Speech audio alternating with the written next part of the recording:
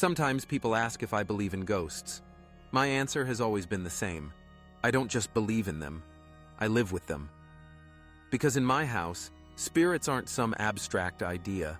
They aren't just shadows in the corner of my eyes, or stories to tell around a campfire. They are real, they are active, and they make their presence known. I didn't plan to move into a haunted house. I didn't go looking for it. But from the very first night, I knew something was wrong. And now, years later, I can say this without hesitation. There are spirits in my house, and they don't want me to forget it. The house was old, but not ancient. A two-story home with peeling wallpaper and creaking floors, built sometime in the 1940s. It had character, and it came cheap. I moved in thinking I'd gotten a great deal.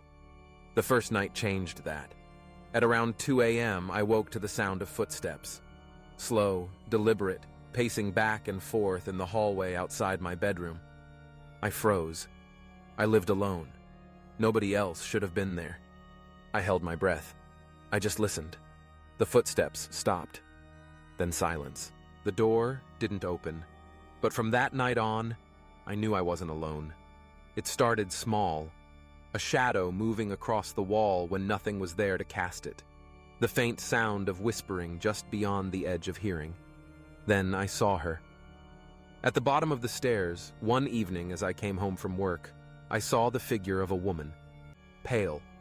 Dressed in something that looked like an old nightgown. She was standing perfectly still, head tilted slightly to the side, as if she'd been waiting for me. I blinked, and she was gone.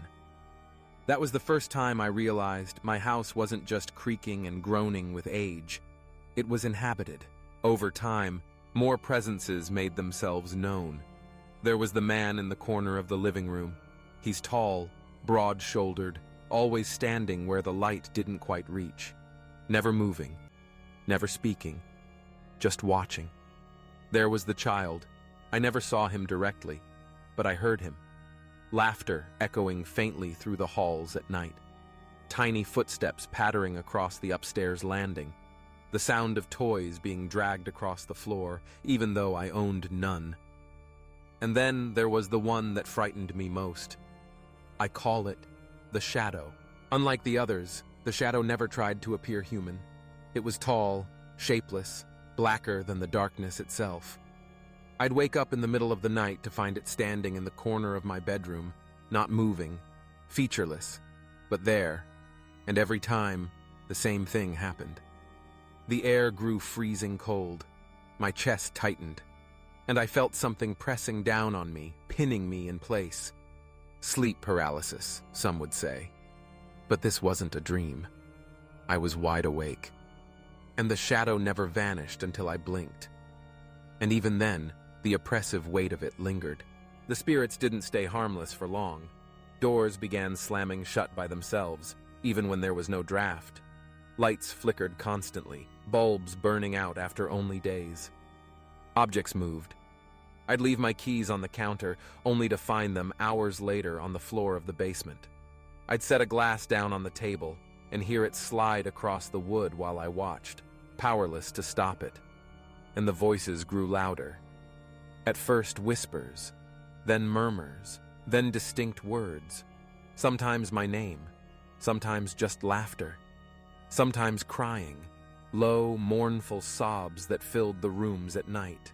The basement became the worst part of the house. Every time I opened the door, a wave of dread washed over me. The air smelled of damp earth and rust. The shadows seemed thicker, heavier.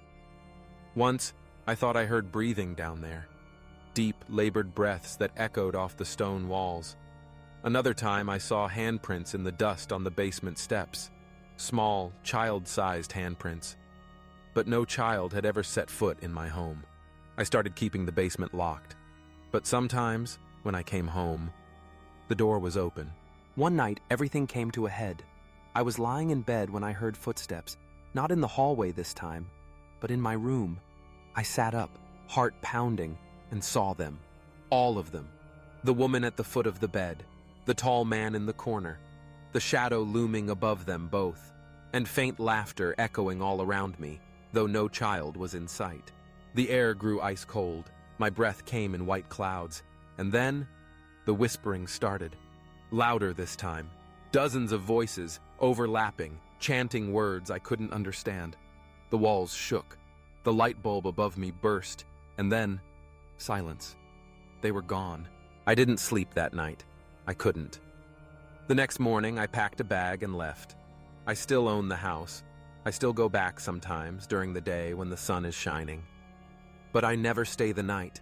Not anymore. Because I know the spirits are still there. Waiting. Watching. And the moment the sun sets, they make sure the house belongs to them again. So when people ask if I believe in ghosts, I tell them the truth. I don't just believe. I know. Because I have spirits in my house, and they've never let me forget it. Have you ever lived in a haunted home, or felt the presence of something watching you when you thought you were alone? Share your story in the comments below. And if you want more terrifying true encounters, like, share, and subscribe to Truth is Terror. Because sometimes the dead don't stay silent. Sometimes they live with us. Until next time, sleep well.